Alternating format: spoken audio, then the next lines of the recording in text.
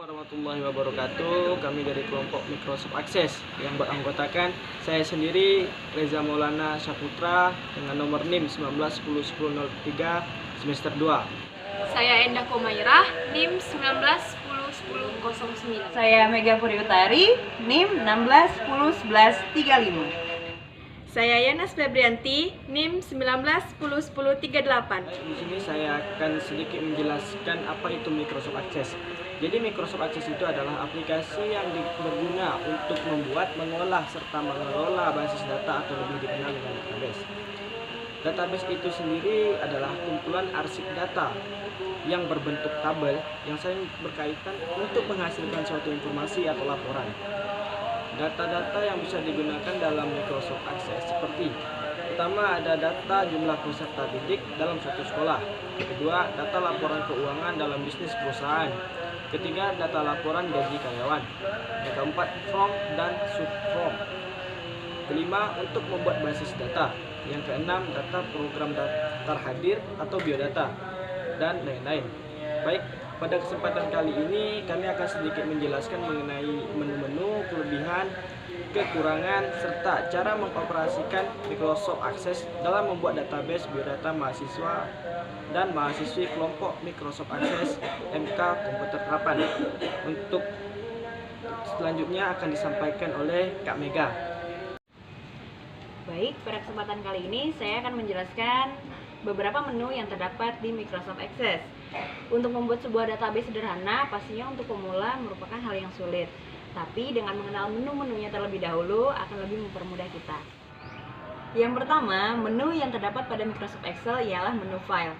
Sama seperti Microsoft yang lainnya, di Microsoft Access terdapat menu file, yang mana sub-sub menunya terdiri dari New untuk membuat file baru, Open untuk membuka file yang tersimpan dalam suatu direktori hard disk, Save untuk melakukan penyimpanan, Save As untuk menyimpan dengan nama file yang lain, Print untuk melakukan pencetakan, Close untuk melakukan penutupan halaman yang sedang terbuka, Account untuk melihat keterangan akun yang sedang menggunakan dan juga keterangan produk, dan yang terakhir ialah Option, berisi tentang pengaturan yang opsional yang ada pada Microsoft Access 2010.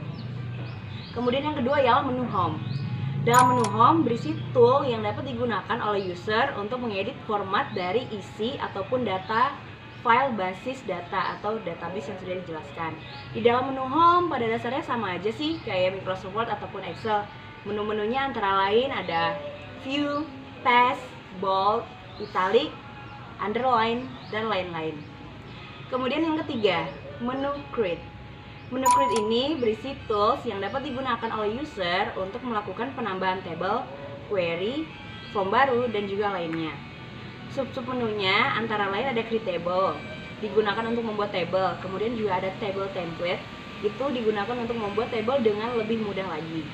Yang ketiga ada Table Design, digunakan untuk mendesain table. Jadi table yang udah kita bikin ini bisa kita bentuk sesuai seperti apa yang kita inginkan. Di dalam table design ini terdapat field name, data type, dan juga description. Nanti akan kita jelaskan lebih lanjut di cara mengoperasikannya. Kemudian ada form. Form ini pastinya untuk membuat sebuah form, dan juga split form digunakan untuk memisahkan form. Hal ini dapat mempermudah untuk pengisian data. Kemudian juga ada multiple items untuk membuat sebuah form yang terdiri dari beberapa record. Form design digunakan untuk mempermudah dalam mendesain form. Report untuk membuat laporan, blank report untuk membuat laporan kosong, report wizard digunakan untuk membuat laporan dengan mudah, dan juga menu lainnya seperti query wizard, query design, macro, SharePoint list, report chart blank, form, dan juga label. Kemudian yang keempat nih, yang keempat ialah menu external data. External data ini berisi tool yang dapat digunakan untuk melakukan penambahan data dari file lain ataupun untuk mengekspor file dari Access ke data lainnya. Di dalam external data ini terdapat beberapa submenu nih, antara lain Access, itu digunakan untuk mengimpor data dari file lain tapi masih dalam format Microsoft Access juga. Yang kedua Save Import, digunakan untuk menyimpan file yang telah diimpor. Yang ketiga Excel, untuk mengambil data dari file lain tapi dengan format Excel. Dan juga ada sub-sub menu lainnya seperti SharePoint list, text file, XML file, dan sebagainya. Yang kelima, Yang kelima merupakan menu terakhir yang terdapat pada Microsoft Access, yaitu menu Database Tools. Menu Database Tools berisi tool-tool yang dapat digunakan oleh user untuk melakukan pembuatan atau menghubungkan database atau table-table yang sudah dibuat. Jadi di dalam Database Tools terdapat beberapa menu. Di antaranya itu ada Relationship, yaitu digunakan untuk menghubungkan beberapa field table. Nanti akan lebih lanjut kita jelaskan di cara mengoperasikannya. Baik, demikianlah menu-menu yang terdapat di Microsoft Access. Selanjutnya akan dijelaskan oleh Endah. Selanjutnya ada kelebihan Microsoft Access. Yang pertama ada berbasis file sehingga lebih portable atau tinggal di copy. Yang kedua lebih murah. Yang ketiga lebih mudah karena ditujukan kepada desktop dan tool-tool yang memudahkan serta kemampuannya lebih dibatasi. Yang keempat mendukung SQL. Yang kelima, mendukung relation database atau terbatas. Selanjutnya, yang keenam yaitu adanya fitur Visual Table Designer yang mempermudah dalam mengkonfigurasi struktur tabel secara visual. Yang ketujuh, keamanan atau sekuritas file database. Yang ke-8, mampu menampung basis data dengan jumlah yang cukup besar. Yang ketujuh ada keamanan atau sekuritas file database. Yang kedelapan ada mampu menampung basis data dengan jumlah yang cukup besar. Baiklah, di sini juga terdapat kekurangan Microsoft Access, itu akan dijelaskan oleh Yanas Febrianti. Selain memiliki beberapa kelebihan, Microsoft Access juga memiliki beberapa kekurangan.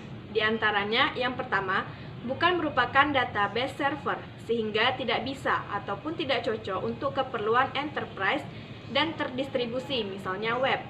Yang kedua, tidak mendukung multi-threaded. Yang ketiga, tidak begitu cepat aksesnya karena berbasis file. Yang keempat, security kalah jauh dibanding SQL Server.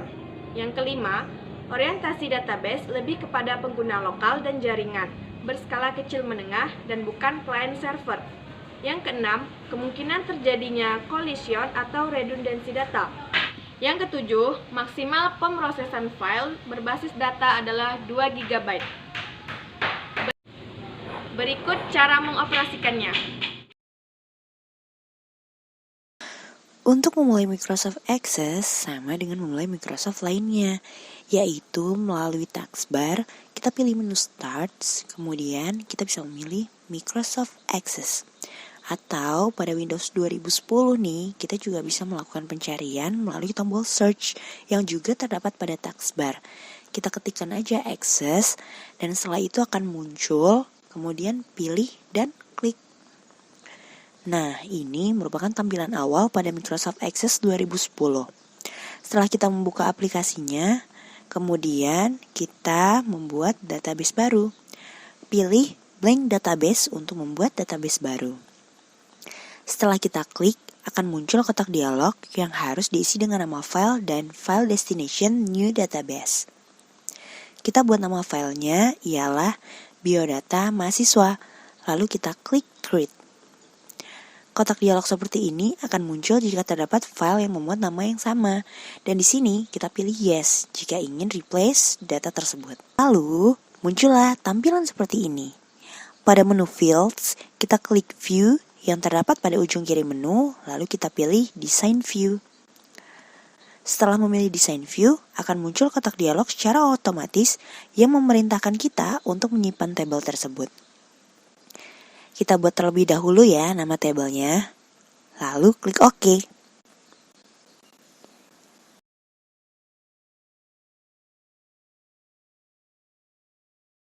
Ini merupakan tampilan setelah kita klik OK.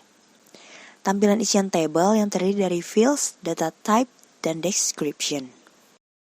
Kemudian di sini kita buatlah field name. Field name ini memuat apa saja sih yang akan kita buat di dalam database tersebut. Yang pertama ialah ID, kemudian nama, dan di sini description. Ini ialah untuk mendeskripsikan apa sih yang ada di tabel tersebut.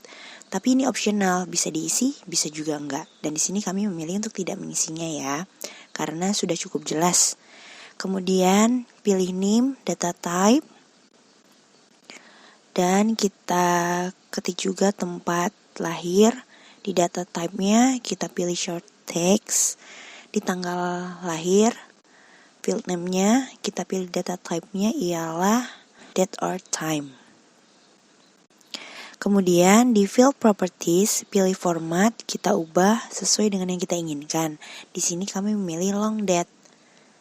Selanjutnya, ketik alamat, data type-nya ialah short text.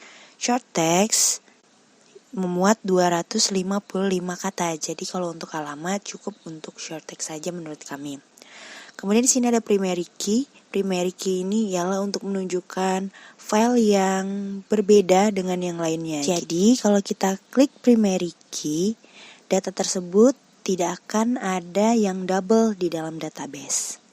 Baik, setelah kita simpan, inilah tampilannya. Kemudian kita pilih create query design. Di biodata mahasiswa, kita klik add dan kita masukkan field yang ada satu persatu. Di query design ini kita buat untuk memunculkan apa aja sih isi database yang nantinya akan muncul gitu, yang akan ada. Satu-satu kita isi, kita klik save. Ke query dulu, save. Seperti biasa, seperti yang sebelumnya, kita klikkan nama, ketikkan nama, kemudian close. Kemudian kita ke menu create lagi nih. Dari menu create, di queries-nya harus kita klik dulu biar formnya muncul. Nah, kita klik, inilah tampilan form dari biodata yang sudah kita buat database-nya. Di sini kita ingin mengubah ukurannya, tapi nggak bisa tuh. Kalau satu ditarik, semua ngikut. Caranya dengan mengklik tanda panah 4 arah yang ada di ujung, kemudian klik kanan, pilih layout, remove layout. Dan kita coba di sini satu, apakah bisa diganti, ditarik? Yes, ternyata sudah bisa dirubah satu persatu. Kita dapat merubah ukuran tabel pengisian sesuai dengan yang kita inginkan atau seberapa besar ukuran yang semestinya. Di sini kita kurang-kurangin satu persatu. Alamat kita biarkan saja ya sebesar itu. Kemudian kita save lagi. Kemudian setelah sudah kita sesuaikan ukurannya, kita ke view. Di menu home, view itu di paling ujung kiri menu home, kita klik, kita pilih design view. Inilah tampilan dari design view queries formnya ya. Di sini kita pilih combo box untuk membuat prodi. Kotak dialog ini, di sini kita pilih I will type in the values that I want. Kemudian kita ketikkan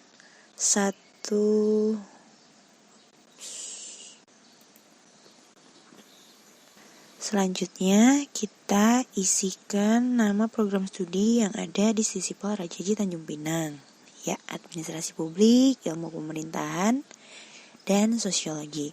Setelah selesai, kita pilih next. Ini next aja.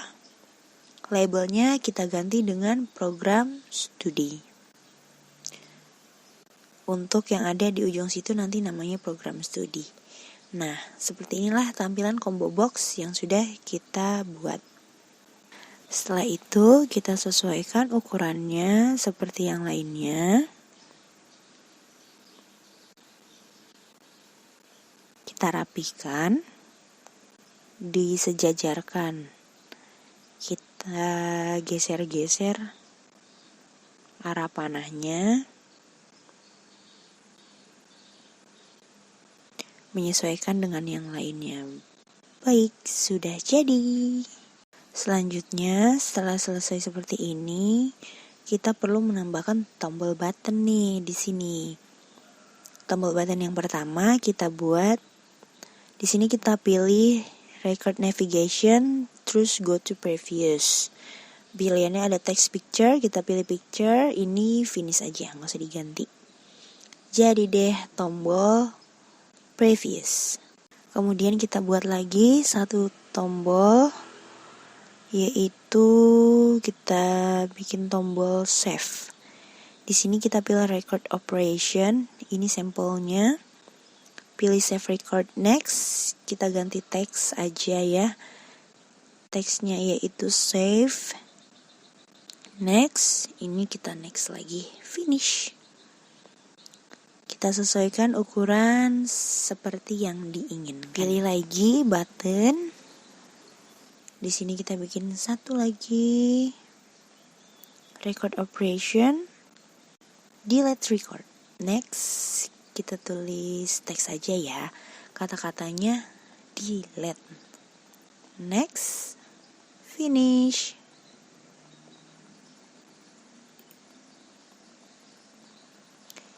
Ini menyesuaikan ya. Oke, kayaknya masih perlu satu tombol lagi nih. Bikin deh satu lagi. Nggak lengkap soalnya udah ada yang ke kiri, yang ke kanannya belum. Kita pilih go to next record. Next, finish. Selesai. Inilah 4 tombol button yang menurut kami bisa disesuaikan untuk database biodata mahasiswa Stisipol. Belum selesai sampai di sini nih, teman-teman. Kita pilih view, kemudian kita pilih form view untuk melihat bentuk tampilan form pengisian biodata mahasiswa Stisipol Raja Haji tahun akademik 2019-2020. Kita save ya kalau udah oke. Kita klik namanya biodata mahasiswa. Oke, setelah jadi kita close. Nah, ini di sini kita coba untuk mengisikan nama mahasiswa pada form biodatanya. Namanya kita isi. Nah, untuk ID itu otomatis nggak perlu kita klik, langsung kita ketikkan nama, ID-nya akan muncul. ID itu di sini sih kita bikin auto number, jadi isinya seperti nomor, pengisian nomor yang berurutan secara otomatis. Kalau untuk tanggal lahir, date-nya bisa kita pilih. Di situ ada icon tanggalan, atau kita ketikkan otomatis, kita ketikkan manual, nanti akan muncul secara otomatis. Alamat juga kita isi secara manual. Dan program studi. Di sini akan muncul, dipilihkan sesuai yang semestinya. Klik save, next. Kita isikan lagi nama yang kedua, bisa dilihat di situ ID-nya juga udah otomatis keluar tanpa harus kita klik atau ketik manual. Kita isikan NIM-nya, ini misalnya aja ya. Tempat lahirnya di mana? Diisi. Lagi mikir nih tempat lahirnya di mana. Di Bandung ternyata veteran lahirnya. Terus tanggal lahir dan alamat. Program studinya dipilih, ilmu pemerintahan, oke, save. Setelah itu kita pilih yang ketiga.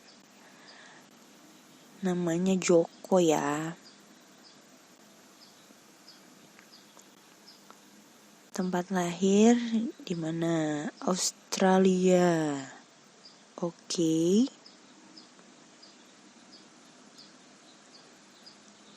Di Brisbane. Australia nama negaranya soalnya ya. Tanggal lahir kita ketik manual aja di sini biar lebih gampang.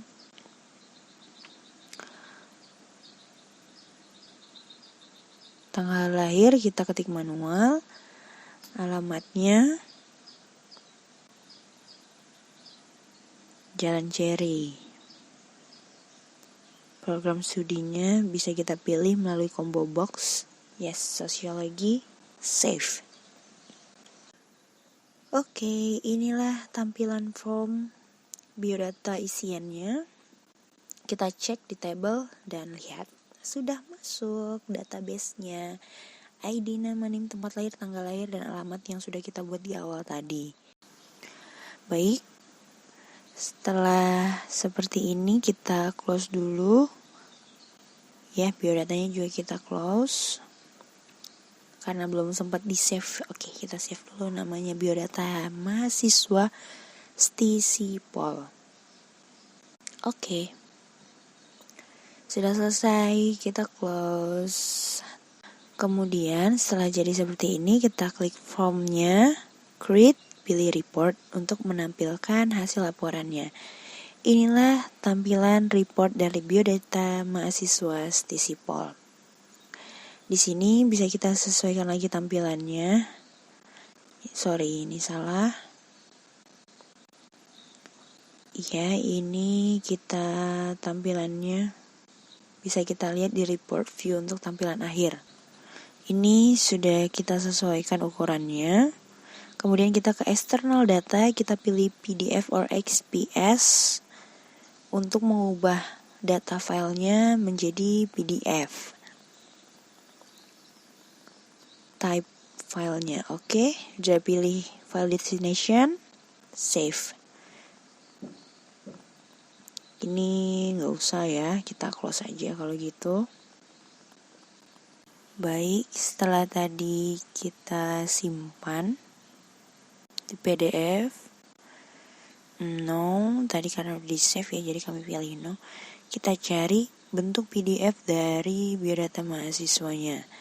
Nah, ini dia. Sekarang kita buka biodata mahasiswa Stisipol dalam bentuk PDF. Nah, ini dia tampilan PDF-nya. Sudah siap di print, teman-teman. Oke, demikianlah cara membuat database dengan Microsoft Access. Semoga bermanfaat ya, teman-teman. Terima kasih. Terima kasih. Hanya itu saja yang dapat kelompok kami sampaikan. Terlebih dan terkurang kami mohon maaf. Saya akhiri. Wabillahi taufiq wal hidayah. Wassalamualaikum warahmatullahi wabarakatuh.